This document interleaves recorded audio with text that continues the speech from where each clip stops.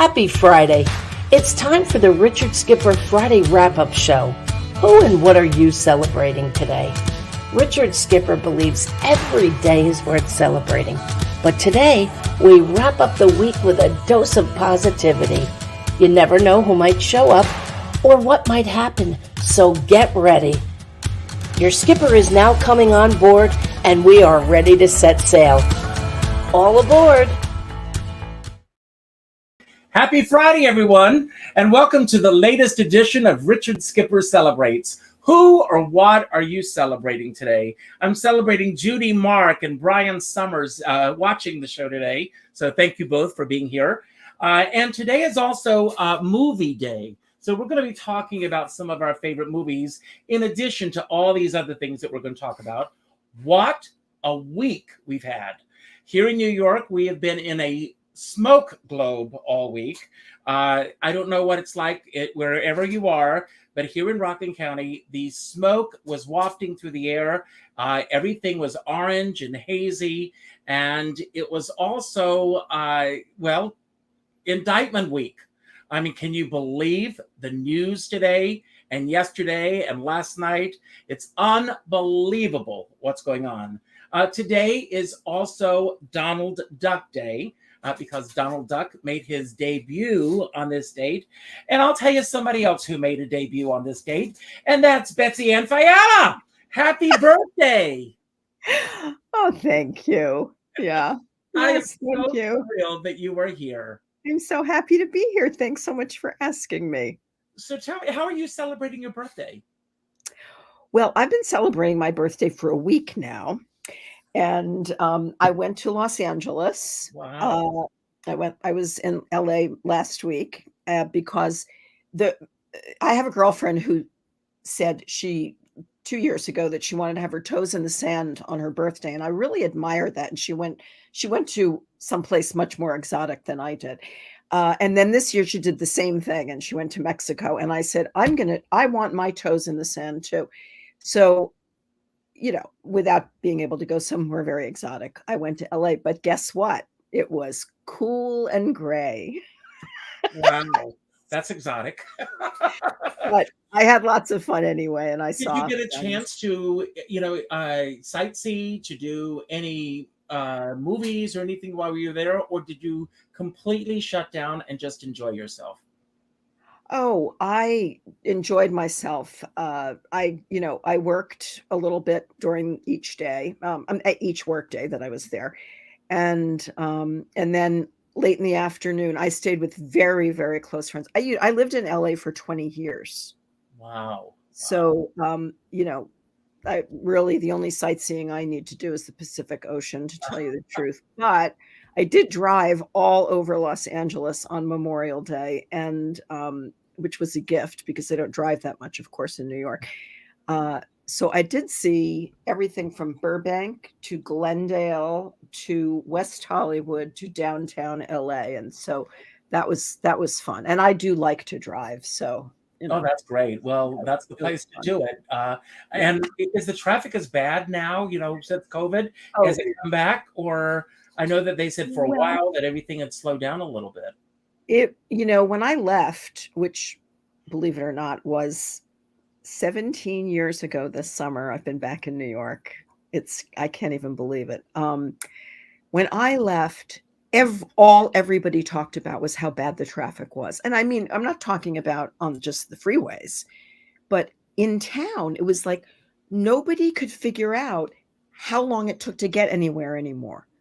If you lived in West Hollywood and you needed to go to the doctor in Beverly Hills, you had to leave like 40 minutes to go, a few blocks.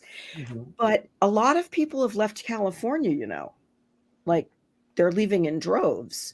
So I don't know. I mean, I happened to be there on Pride weekend. So, and I was in West Hollywood. So.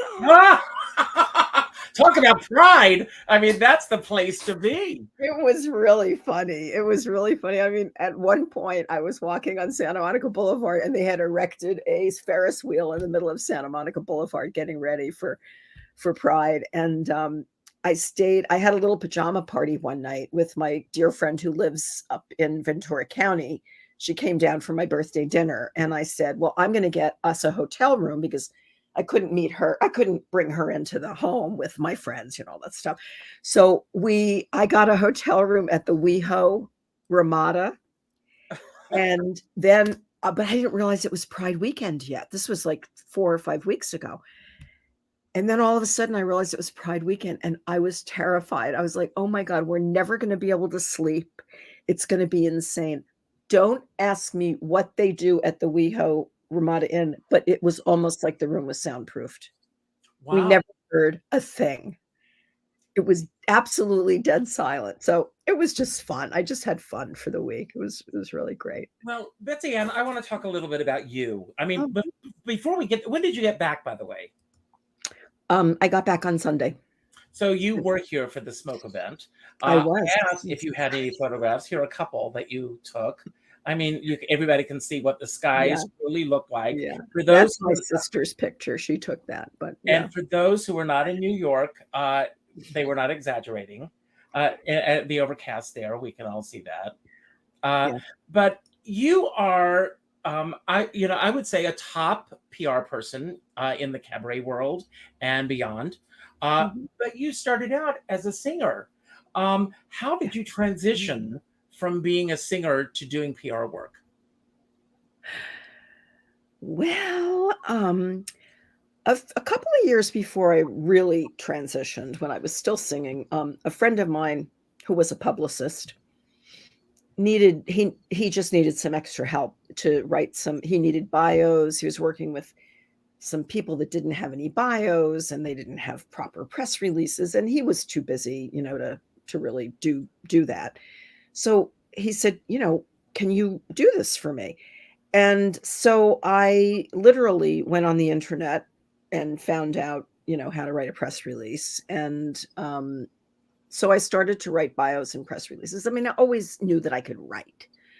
And so that was a couple of years before I actually, started to do it full time or in earnest, or however you want to say. But in 2008, I'd been back in New York for 2 years. I had a huge production job because I think, I was a producer as well. I worked in the commercial business for many, many years. And, things change in the business. And I was in New York, and most of my clients were in LA. And, I could just see the writing on the wall, it was. And so I thought, well, I've got to do something. And I know how to write, and I like to write. And I certainly know, as a producer, I certainly knew how not to take no for an answer, because you just have to constantly, push very gently to get your way. So I started to do it. I think somebody my friend that I had done the work for referred somebody to me, and she wanted a publicist for her CD. I guess it was a CD at the time. And I said, okay, but I've never done it. So I can't charge you nothing because it's against my principles, but I'll charge you like $300. And so I took on her project, and it was a CD for kids, children's. Well, it wasn't children's music. It was actually great American songbook composers who had composed some, lullabies and things like that. So it was all very well-known composers, and the music was lovely. And I ended up getting her a major newspaper article, and at the time when they had really nice kids magazines, Parents and Kids, we didn't have them anymore, unfortunately. I got her a beautiful little, like an enhanced sort of listing, like a small article, you would say. And I was hooked. I was like, wow, this feels great. And I had stopped singing, to your point. I had actually stopped singing in 2008. Pretty much, I didn't know that I was going to never sing again. But I knew that I wasn't going to sing for a while. So it was great for me to be able to promote other creatives. I really like that. Well, I want to talk about two creatives that you are currently working with. And that, first of all, is Margot Brown, who is coming back. Thank you, Margot, because I missed her the last time. And I definitely want to be there. She's been on the show. And you also have Mark Arthur Miller that has a show coming up at the Green Room 42. Yeah. And I want to ask you, with everything that's going on, what do you think is the biggest misconception or perception that people have about hiring a publicist to do their shows? And I do want to let everyone know SAVOYPR is the name of your company. And I also want to thank you, Betsy Ann, because you are one of my sponsors this month. So thank you so much for that. So that's not the reason she's on today, folks, but it helped. So anyway. It's my charming personality. Of course, yes. Wow. I think, people that are in, just say, who are really in the cabaret world, they are, maybe they are worried about, not getting enough bang for their buck or whatever, which is legitimate. I mean, PR is hard work. It doesn't matter if you're only trying to get, the one of the 6, 7, 8 reviewers that reviews cabaret to come or not. It's takes time to write. It takes time to make phone calls, follow-up calls, etc., making sure that, and then things happen and you want to update. Anyway, it's a lot of work. As you have done this kind of work. You do this kind of work. And I think there's, I don't know, I think maybe there's some negativity, among other people that, it's just not worth it, or I don't know. I don't really know. I mean, I guess if people think they can do this on their own, write a press release, it's all good. Well, I will say this, and you can correct me if I'm wrong. I always used to say, when someone would reach out to me, I'm not a seat filler, and I cannot guarantee that I can put butts in those seats. And anyone who says that they can guarantee butts in those seats, run in the opposite direction. But what I can guarantee, and I know this is true of you, is that you will work very hard to ensure that they will get the proper exposure that they should for that show. And that should be the number one goal for hiring a publicist. Do you agree with me? Oh, I do agree with you about that. Yes, absolutely. Yes. Yeah. So we're going to bring our next guest on for a moment. But one of the things that I do on our Friday wrap-up shows is I've got 4 mystery questions out. They're actually impact cards. So pull a number 1 through 4, and then I'm going to let you pull on our next guest. Oh, I just choose 1 through 4? Okay, 3. And it says, where are you placing blame unnecessarily for something that happened in your life? And now I pick the guest? No, you have to answer the question. Oh, okay. I'm glad. I misunderstood. Have you placed blame somewhere where it doesn't necessarily need to go? Are you asking me this question? I'm asking you, yes. Oh, sure I have. Of course. I wish I could say no, but I have.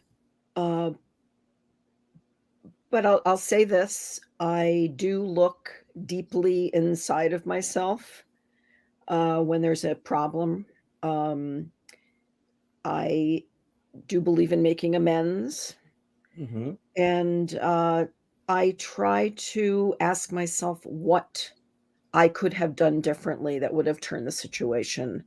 And sometimes the answer is nothing. That's true. But I'm reading a great book that I highly recommend to everyone right now. It's called The 4 Agreements. And 2 of the 4 agreements are, number 1, it's never about you. And number 2, don't make assumptions. And that's the lesson for today. So I'm going to let you pull on our next guest. Pull a number 1 through 3. Oh, 2. He has a new show. This is the poster, so he knows who I'm about to bring on. This is my wonderful friend Doug Devita, who is an amazing playwright and fabling. Hello, Doug, and I'm so thrilled that you were here today. Hi, Richard. I'm thrilled to be here too. My voice is a little smoke infected, but I can talk. Well, it did wonders for Lauren Bacall, so just go for it. Right, because I can sing just about as well as she can too. Well, I think, until she got to Broadway, I mean, there's rumors that when she did To Have and Have Not, speaking of movies, that was actually Andy Williams that sang for her. Did you know that? Look it up. It's true. So, Doug, I always begin the shows by asking who or what are you celebrating today? Well, I'm celebrating my play right this week, which is actually Fabling was the name of the event at the Drama Book. Yes. The play is called Fable. Fable. Yes. And that's what I am celebrating because it's poised to take off. So, of course, I saw a Zoom reading of this very early on. Yes. So if you want to give everyone like a Reader's Digest version of what this play is about, and you are getting amazing press with this, by the way. Yeah, I know. It's kind of, I don't know what to make of it. It's all very new to me, as Barbara Cook sang in Plain and Fancy. Fable is a fable about a musical fable, i.e. it's about, it's about the creation of Gypsy, but through June Havoc's eyes and her memories, because I have her place center as a 95-year-old who is quite upset about the latest revival. So it's filtered through her memory. It's filtered through her dreams, in some cases even her nightmares, and we see things from her perspective. And it all started from a conversation that I had. I never met June Havoc, but I did speak to her. I did meet her. I've heard she was charming. I mean, she was charming on the phone. I was the marketing director for Abingdon Theater Company way back when, and she was on the board. Their theater space was named after her, and she would call occasionally, and whoever picked up the phone got to talk to her. And many times I'd pick up the phone, it would be her, and hello, Miss Havoc, how are you? Blah blah blah blah. We were always told never bring up Gypsy with her. Just don't. So I never did. But she called one day, and it happened to be the day that the Encore's production was opening its summer run. And she was in a mood. She was going to talk to whoever picked up the phone, and it was me. And I got an earful from her about the production. She wasn't happy that it was being done again. That musical. They always trot it out for some big star who's desperate enough to play mother. And I'll never forget her saying that.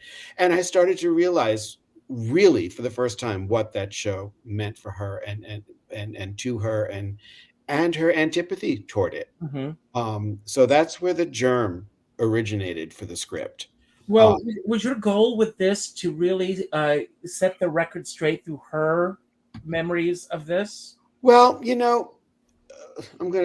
Walter Lord, in his preface to A Night to Remember, says it is a rash man who tries to set all the details for about the Titanic. You just can't. And as it's one of the things I realized as I was writing, Gypsy was a fabulous liar. Rose was a fabulous liar. And you know what? So was June. All three of them were liars, and they were all very, very good at it. And one of the things that Gypsy herself said, you can't tell the truth on stage or in a story. You have to make things up to make it palatable, to make it interesting, to give your audience something to go along with you. So I can't say there's any more veracity in the script than there is in Gypsy. There's more because of conversation I had with June and things that she said in the research. But in the end, I had to spin some things too, just to make it interesting and to, make the focus not just on June, but on her relationship with her mother, her relationship with her sister. So long-winded answer, it's not all that true. No. I made things up. No, it's a fable. I've heard so many playwrights say that when they're writing a play, that the play pretty much writes itself. And in the case of Fable, And of course, it's based on so many things that have happened, both from lore, fact, fiction, everything. What was your guiding force in terms of getting to the crux of where you wanted to go with your story? Because this is Fable through your eyes as well. What was your ultimate goal with writing Fable? Yeah, it's an interesting question. It was actually someone asked me this similar question the other night, and my answer is that Gypsy is about people who want attention. Fable is about people who want to control their own narrative. And for me, that was sort of the guiding thing, because I came late to the conclusion and the realization you can't control your own narrative.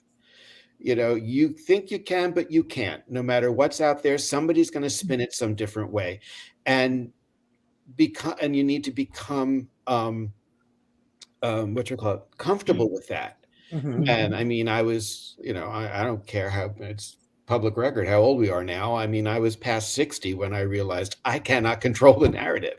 No. So Yeah, I heard a very interesting statement the other night. David Friedman, who I love, does a thought exchange workshop, and someone in it, she made this statement that basically what we present to the world is like a director's cut.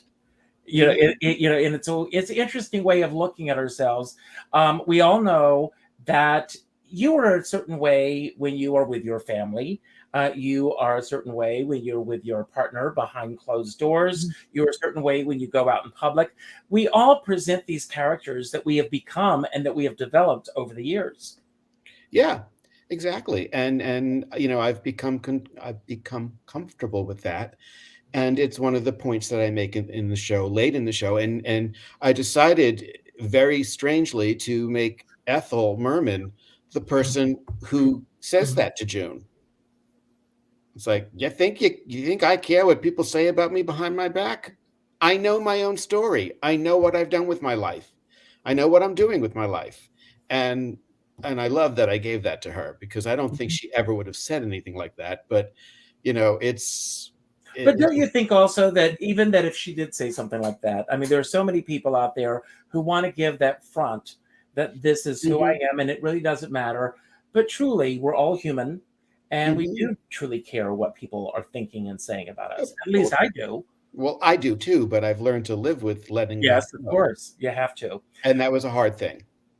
Okay, well, we're going to bring on our next guest in a moment, but just like with Betsy Ann, you get to pull a number 1 through 3. 1 through 3, 2.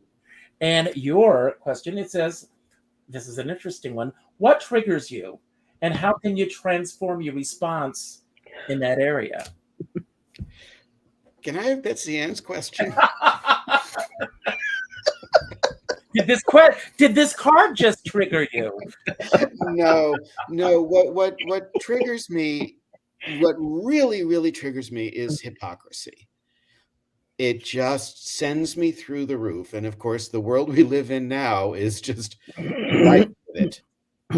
So can you repeat the second part of the question? And the second part is, how can you transform your response in that area?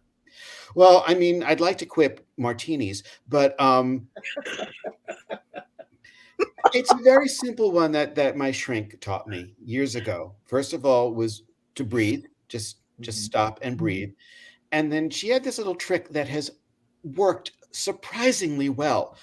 Take whatever's bothering you, if it's a person, if it's an idea, if it's something that happened, and just wrap it up in a very pretty thing of cellophane.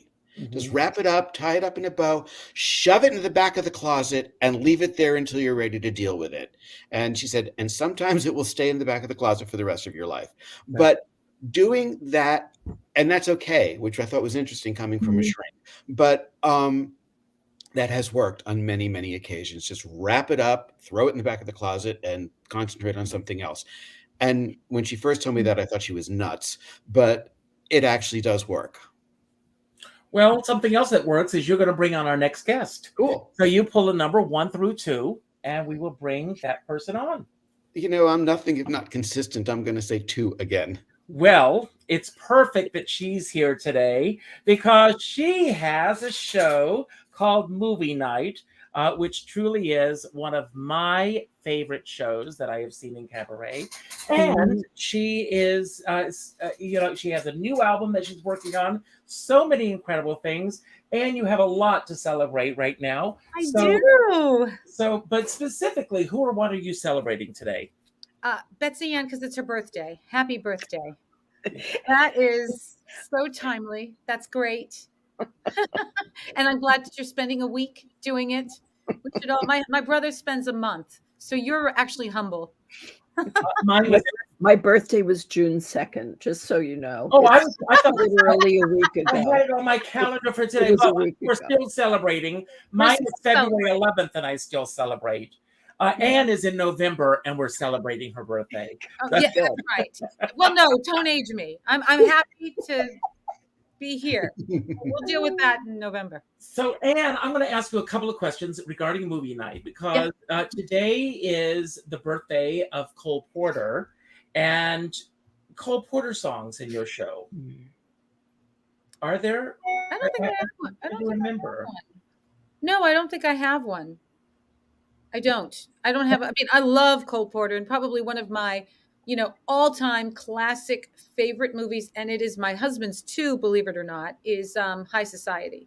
Yes. Absolutely die over that movie. It's one of those that I never tire of. And it was just on just a few days ago.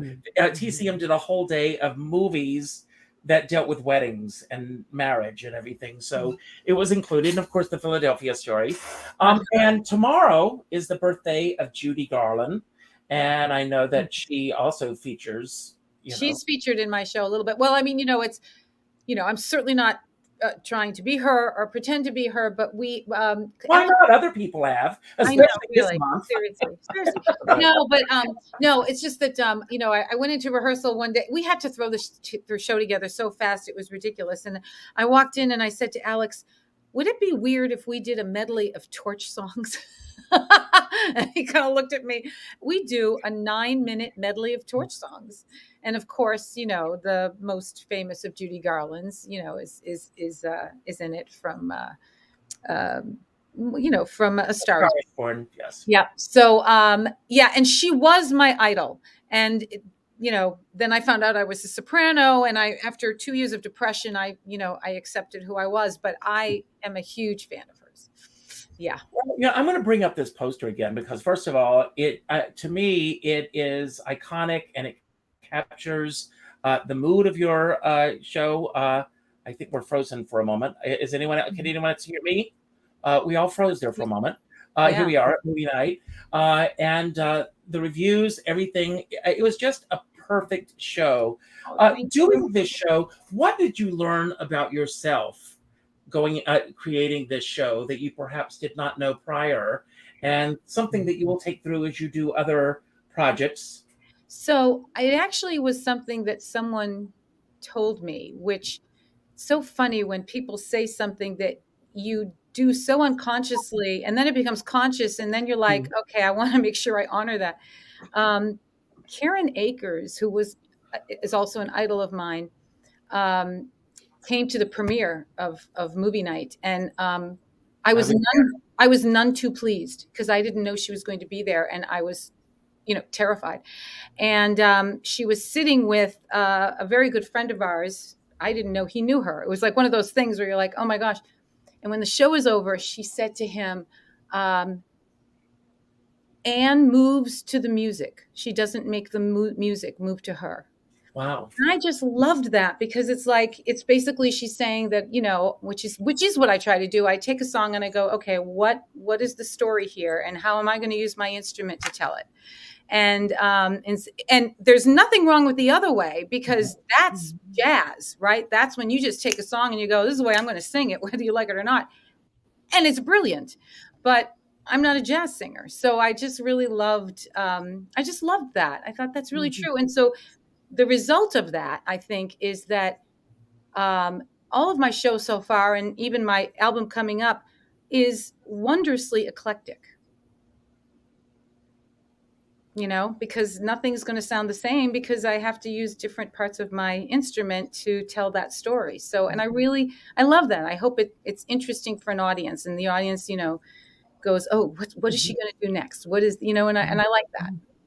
Well, I heard an interview once, and I've quoted this before on the show with Billie Holiday.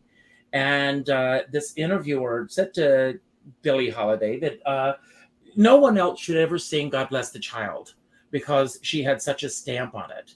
And she said that's the most insulting thing you could say to a singer.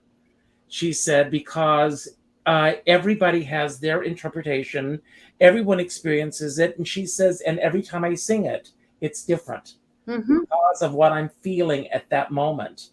And, you know, and I want to bring on our next guest because he also has, I mean, he is a phenomenal singer, but he also has a tribute show, which we're going to talk about in a moment. But before I bring him on, and there are two questions, that one or two.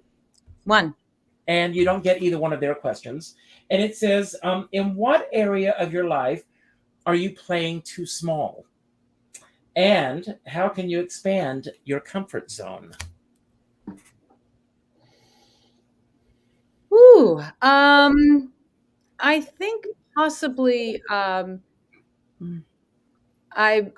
trying, and I haven't succeeded yet in really taking full ownership of all that I can and need to do for my mother. There's some difficult dynamics going on, and I'm you know, and I'm trying to find my way. I'm trying to change my response. And there's no textbook to tell you how to do it. No, that's it. So I'm with you on that. Well, I want to bring on our next guest. He's been waiting patiently in the don't I wings. get to pick? Well, he's the only one left. I know. So, Stephen, you know, he has his own big band orchestra, and it's not just Sinatra, and it's not just Stephen just getting up there and singing. He is, you know, Carol Channing once said there are entertainers and there are performers. A seal is a performer. It only cares about getting its fish. An entertainer is interested in that audience and getting them. And Steve, I've been watching video clips. I usually get paid in fish, though. Yes, well, then you're doing better than some of us. So, Stephen, who or what are you celebrating today? Today I'm celebrating. I have a new show coming out on the 21st, and I wanted to lose 10 pounds, and I broke the halfway mark today. 199 and a half. So how did you do it? I got 4.5 more pounds to go. A lot of salad with chicken in it. Wow. And for an Italian, it's not good. It's not good. I'm missing the macaroni and the pizza, but I'm doing it. And every time I get on the scale every morning and I see that half a pound or the pound gone, it keeps me going. I know the feeling. Stephen, you call your show Not Just Sinatra. I mean, you have done so much of Sinatra's songbook. And is there a particular song of Sinatra's that every time you sing it, it just gets so deep down into your solar plexus? No. And that's something that a lot of people ask, what's your favorite Sinatra song? And it's just not one that I could really nail down. Every day it's different. You hear one day and on Monday and they say, oh, I like that one. And then Tuesday you say, oh, you know, I heard that now. I like that better. And it just keeps changing. There's too much to choose from. Well, I mean, again, you call your show Not Just Sinatra. What was your process in terms of putting this show together? Well, for the past 18 years, I've been doing a show at the Carnegie Club on West 56th Street. Now, if you know the Carnegie Club, it's a cigar bar. And it's one of the few places in New York where you could smoke cigars and cigarettes indoors while the show was going on. And does that bother you at all, your throat? No, I'm an ex-cigarette smoker, so I go and get my fix every Saturday night. Okay. But we have 11-piece big band, and we do all the Sinatra stuff every week. And it's the longest-running nightclub show in New York City because I haven't changed one song or one joke since 2004. It's the same exact show every week. And we sell out 2 shows every week. But it never fails. Every week somebody comes up and says, when are you going to work in a place where there's no smoking? Because I want to take my mother, my father, or whatever, and they can't be around the smoke. And when are you going to do something other than Sinatra? So I can't do a show that's completely not Sinatra, because then the people that want to hear me do the Sinatra will be disappointed and I'll be stuck in the middle. So I figured I better do a combination. So this show will be for people that want to hear me do Sinatra, but not just Sinatra. And that's where the idea came from. And it's going to be at the cutting room, so there's no cigar smoking there. Everybody could bring their old relatives and come and fill the room up, and it'll be a lot of fun. Now, have you played the opening the show? Going to have the big band. It's going to be nice. I was at a book signing event the other day at the cutting room. I've never been there before, and I really like the space a lot. Yeah. Is that a favorite room of yours, or do you have a favorite room in New York that you like to play in? Well, Carnegie Club is my favorite because that's my home. I feel most comfortable there. I did a CD release at the cutting room back in 2016, and I loved it. It was really, really nice room. It's got a big stage, so you could fit the band there. There's a lot of the nicer rooms in New York City. The stages are too small for a big band. And when you start looking at the event spaces or private clubs or hotels, it gets very expensive to try and get a room that could accommodate a big band. And we wanted the full range of horns. We're going to have a conductor, too. When was the last time you went to a nightclub and saw a conductor with a big band?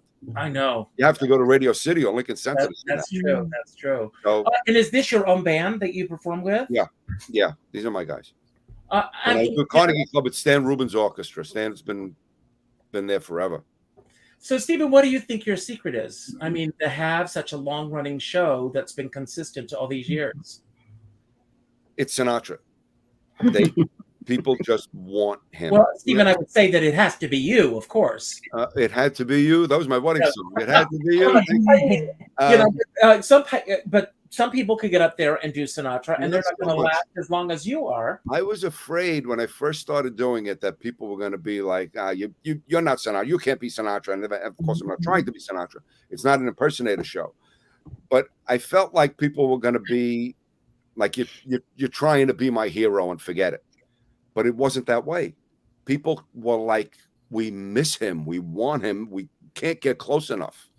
And it's been incredible. It's been incredible. And we get a lot of under 40s come to the Carnegie Club on Saturdays. A lot of under 40s. It's an amazing thing. It really is. And in between the shows, we play the 1965 or 66, that Rat Pack show with Johnny Carson and Dean and Sammy.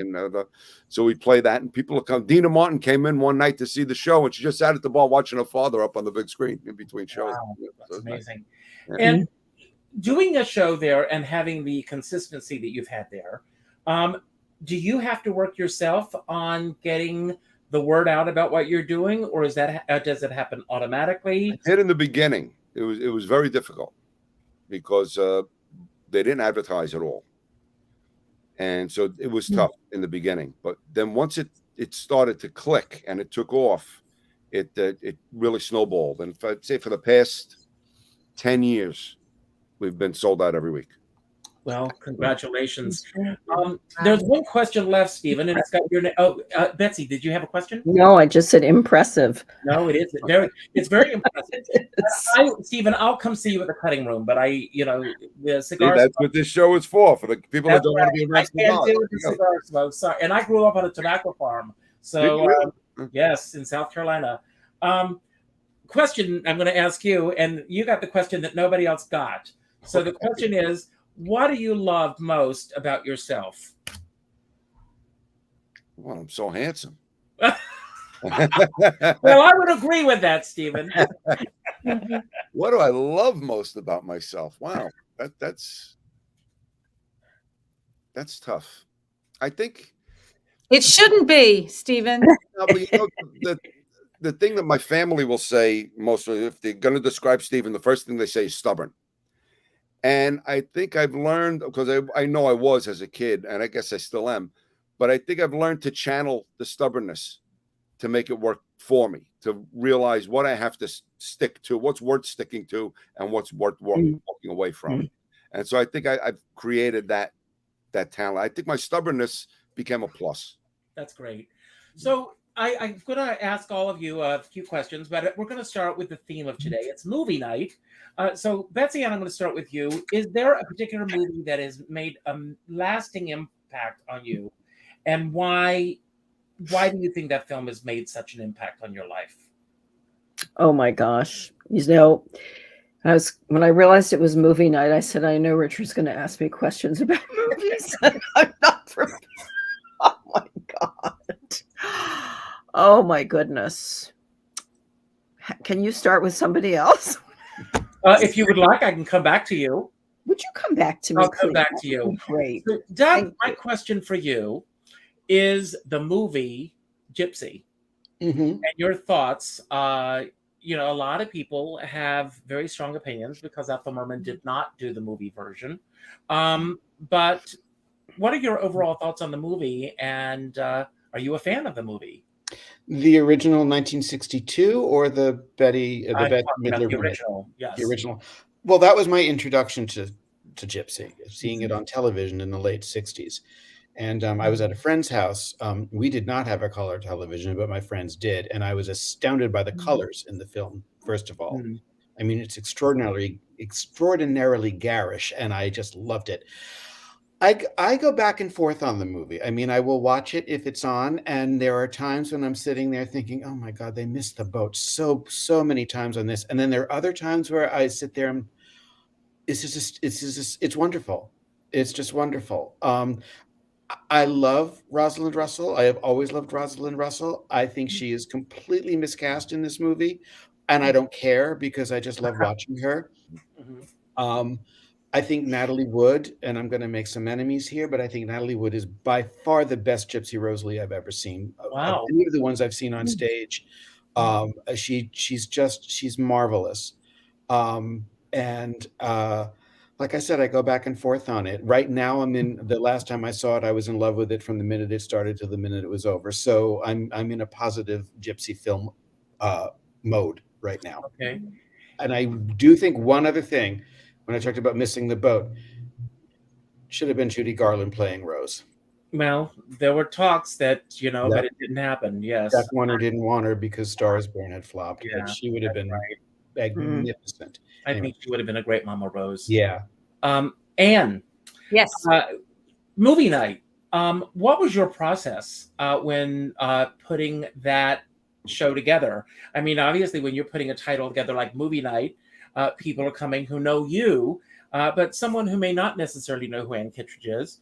There are one or two people out there, I guess, that would fall into that category.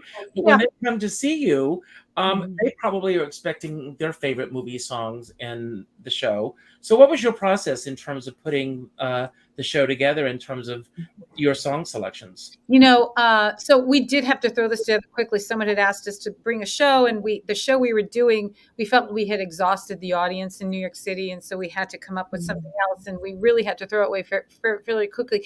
And it was really funny because I just said to Alex, we have to do something about the movies because that's what I was raised on. I know movie music better than I know theater music.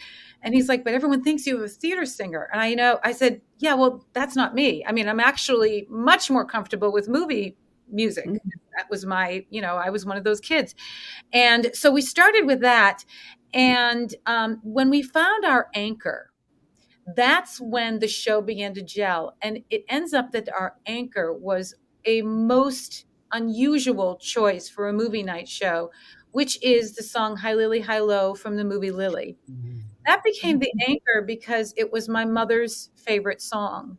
And I've always been intrigued by the fact that it was her favorite song because it's not the most uplifting, like, oh, I love you. Not, it's a pretty rich and complex message going on in that song. But to be honest with you, I had a very strong emotional attachment to it because of my mother. And from there, it just colored the rest of the show. And even though we started with, let's do these songs I know, you can never end up there because that doesn't make a show necessarily. You go, well, you're missing this or you're missing that. And all of a sudden you're expanding. But what it did end up, doing for the rest of the show was it just illuminated how I became me through the 90 plus years of movies that I had been exposed to. And we really we tried to keep the movie music, the focus at all times, but it was so nice that I was able to interject certain, personal associations with things. And I think that really helps the audience, or has helped the audience, to really warm up, especially when I start doing Hi Lily, Hi Lo. I think, what is she doing this one for? But it's actually one of the most moving moments in the show. No, you're absolutely right about that. Mhm. Stephen, Frank Sinatra, everyone knows one of the greatest singers that ever lived, but I also think he was a magnificent actor. And I think that a lot of times when people are thinking about his acting career, that it somehow gets on a back burner. So I'd like to know from your point of view, and obviously you've studied him and you know his music so well. Is there a particular movie of his that's a particular favorite of yours? If I could only remake one, I would want to do Pal Joey. I saw that movie over and over again. I love that character. And a lot of the character of Joey Evans became the Sinatra persona that he showed to everybody, even though he wasn't really like that. He became that kind of guy with the hat and the raincoat and everything. If I had to pick one that I thought was his best performance, would be The Joker is Wild, when he did Jerry Lewis. Absolutely. Yes. Yeah. And I could only imagine, that he and Judy Garland were supposed to do, speaking of Judy again, Carousel. And that, yes, that fell apart. And that fell apart. And it didn't have to for him. When they first were going to make the movie, they would change. They had two different formats of film that they were using at the time. And they couldn't take one and transfer it to the other. So they had to do each scene twice. One with one film and one with the other. So Frank said, if you're going to do that, then I'm making two movies and I got to get paid twice. Yes. And there was a big conflict about it, and they sued each other. And Frank was kicked off the movie. By the time the lawsuit was finished, they figured out a way to transfer the one type to the other, and they only had to do one movie anyway. And they didn't have either one of them, which right. is And that Joe McRae and Carolyn Shirley MacLaine. Shirley MacLaine. Oh, funny. No, not Carousel. Not Carolyn Jones. Shirley Jones. Shirley Jones. Yes. Yeah. Betsy Ann, do you have your answer? I do. Yeah. I mean, I love Moonstruck. Absolutely love it to pieces. And I also love The Way We Were.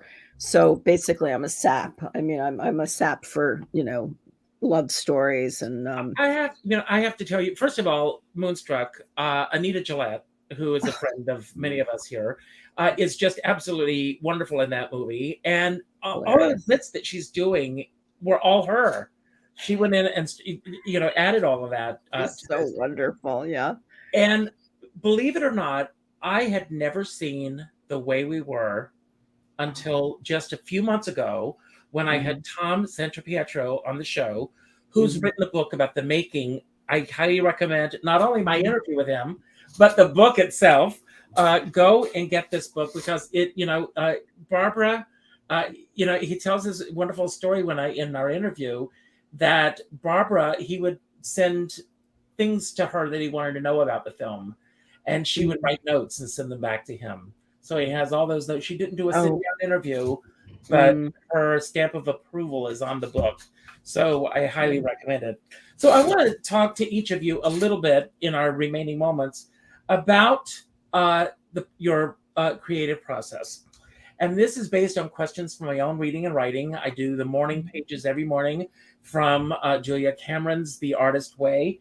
And the question for you, Betsy Ann, is what is one habit that you have moving forward that has had a significant impact on your career, either as a singer or as a publicist, since that's where your focus is right now? Oh, boy. Well, singing, I guess there's certainly a bunch of creative things that go on with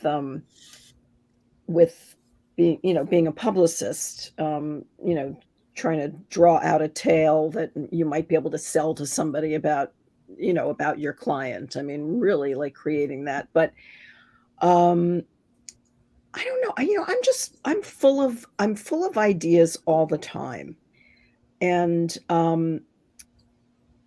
as a singer, because I still sing in my shower and I sing in my apartment, and I one of these days maybe I'll sing again on stage. I have no idea. But I guess it's all kinds of material, whether it's singing, all kinds of music, and how can I make it interesting and my own, and maybe not to put it on stage, but just keep experimenting. And as far as writing is concerned, which I do a lot of now,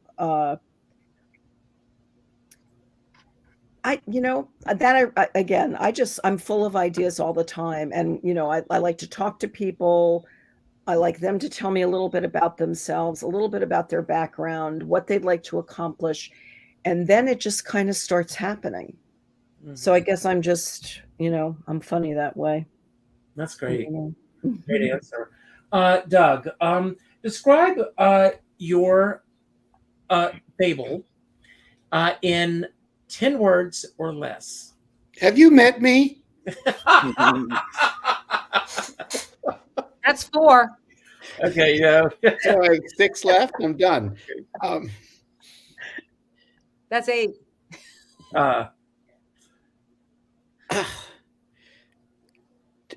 A June Havoc fever dream.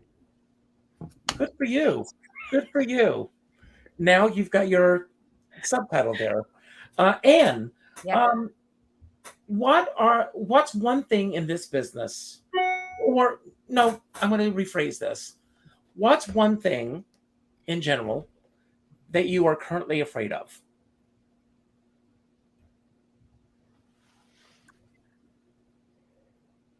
I guess, what am I afraid of? I guess I'm afraid of not having this sounds strange. No, just say it. The stamina to really be a good person to the end. Wow. That's an interesting thing. But I think you do have that stamina. So, Stephen, before I ask you a question, sure, I am going to pull up a comment here. And this is from Barbara Lee George, who's watching the show. And they would love to see you and your band play at Sinatra Park in Hoboken. Have you done that? I have. I did it a couple of times. I did it one time. It was so hot. And How hot was it? I learned something. It was so hot, and I was sweating so much that when I was wiping the sweat from my hand and I was trying to snap my fingers, the snap was not going with the music because my finger was slipping. Yeah. And that's I learned. Anytime I have to wipe sweat, put the microphone in the other hand and go like this. Those are little things funny. That is funny. Experience. So, guys, a question for you, and this is a question that, get it ready, everybody, because Stephen's going to start it, and then I'm going to go around, and then I'm going to give my closing remarks, and then you each have a chance to give your closing remarks today, and I'll talk about that in a moment. But the question, Stephen, and I'm starting with you, is who are you, really? Oh God! And how do you mean that? Who are you? If I've never met you before, and I would say, who are you? Really? I'm a husband. I'm a father. I'm a singer. I'm a lover, and I'm a sinner. Was that song? Stephen, I love the fact that your wife is going to love the fact that you put husband first. So, absolutely. Yes. Absolutely. Go on the photos page of my website. The picture of myself and my wife is on the top. That's the perfect. That's great. How many years? 38 years, and everybody tells me Stephen's the singer, but Debbie's the star. Wow, that's great. Well, Debbie, God bless you. Betsy Ann, same question. I am a street fighter. I am hard worker. I could dig ditches, and I actually have in my home in California. I dug my own, yeah, whatever that stuff is that waters the flowers. I dug my own trenches. Very kind, and grateful that I got a smile, which I think everybody deserves, and that's part of my thing. Amen. Doug. I am probably the funniest curmudgeon you'll ever meet, but I have a heart of gold, and I will melt for any dog. That's true. That's true. I know that for a fact. And Anne. Well, my family has approved this because I had to come up with a very short description of myself, and they were all like, "Oh, Mom, that was so right on the nose." I am gracefully off-center, and I am a passionate Buddhist. Great. That's wonderful. Well, I am passionate about all of you, and I'm thrilled that you all said yes being here. To me, that's what the secret is. It's saying yes. And so many times, a lot of people say, let me think about it. Let me get back to you. Let me do this. But you all said yes to me. So that means the world to me. I love all types of genre of film. And I know what the film that I'm going to be watching tonight. There's a documentary that just came out about Mary Tyler Moore. It's on HBO Max. I don't know if any of you have ever seen it. It just came out, but I'm going to be watching that tonight to start the evening. And then one of my favorite genres of film also is are campy films. The campier, the better. And all this week, I actually did a show years ago at a summer camp called Summer Camp. And all my songs were from campy films. And somebody from TCM must have heard about this because they're doing summer camp films every Friday night this month. And tonight at 9:45, one of the campiest films of all time, Valley of the Dolls. So I'll be watching it again. I just love that film. I want to thank you all for being here. I'm going to give you each a chance to have your final word for the day. It could be about anything that we spoke about that you want to build upon, anything that we didn't talk about that you wish we had, or just any final message that you want to leave everybody with. Everybody, when you go to the YouTube channel, all of their links will be there so that you'll be able to follow up, keep in touch, and see what they're doing. Please stay in touch with each other. I'm going to pick the next person, and then after you finish, you'll pick the next person, and so on until the last person is standing. And when the last person says goodbye, the final credits will roll. But I end every show by telling everyone to go out and do something nice for somebody else without expecting anything in return. Pick up the phone and call someone that you haven't spoken to in a while. Not an email message, not a text message, not a private inbox message, a phone call. Ask them if they want to go see a movie or invite them over to watch your favorite movie. It's a good way of reconnecting and seeing each other. And it's important that we do these things now instead of writing about it when it's too late. So everybody pick up the phone and make that phone call. I have a dear friend, Sean Moniger, and he says, we're all in the same storm, but we're in different size boats. And I always say, I don't care what size boat you're on, as long as you have a skipper by your side. And with that, I'm going to leave. And Betsy Ann, it's yours. Thank you. And again, happy birthday, whatever day it is. Thank you. Thank you. I would just like to encourage everybody to do just one thing to learn about systemic racism, and that is to watch Ava DuVernay's movie 13th. And thank you for having me, Richard, and very nice to be with you all. Doug. Well, I want to thank three people actually that I did not mention earlier, and that is Ken Davenport, who has been supporting me very nicely.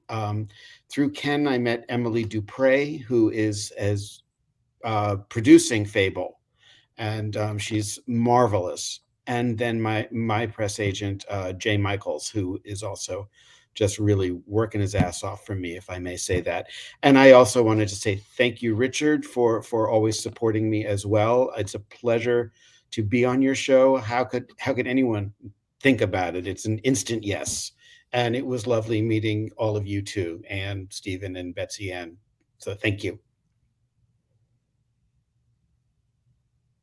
Doug, you need to pick one of us. Oh, Ann. Hey, hey everyone. So I was so thrilled that Richard invited me. He knows that I've been very my attention's been all over the place. So it's always a pleasure to be able to focus in, and things like this do that. So thank you so much.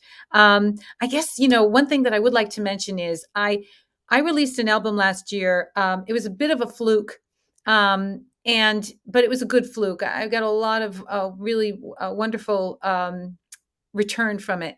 And so the label that I'm working with really pushed me to get back in the studio. And I just wanted to share that the first album was full of songs that I knew, that I had performed. And that was all great. But this album isn't. And for all of you people like me who are used to live performance and being in front of an audience and getting all this information from the audience to help you, tweak what you're doing, that doesn't exist in a studio when you're doing an album. And it's just been fascinating to realize that that's actually the norm. I mean, it's not the norm to sing things in front of an audience and then put it on an album. It's the norm to create in the studio and then you go out and tour it, right? So it's a totally different art form, I feel like, even though I've done one, it's just like, oh, this is very different. And I'm really excited about it. It's not something that I realized was going to happen until I started working on it. So I can't wait to share it with you when it comes out. It's not going to be for several months. It's called Romantic Notions. Thank you. Thank you in advance. Hopefully you'll like it. And I hand this off to Stephen. Thank you. Thank you, Richard. Thank you, everybody. Happy birthday, Betsy Ann. I hope everybody will go to stephenmaglio.com. Check out the website. There's some videos and pictures there. And come and see me at the Carnegie Club any Saturday night. And the new Cutting Room show is going to be, the first one is going to be Wednesday, June 21st. And, the way Billy Joel is stopping his show now, he said, I'm going to do one show a month for as long as people want to come and see me. Well, we're talking about, if the Cutting Room show does well, that we will continue going and carrying on once a month and hopefully make a new residency out of it. So if anybody wants to come to see us, the first show will be Wednesday, June 21st, and it's going to be a great, great time. So check all that out. Again, Richard, thank you very much.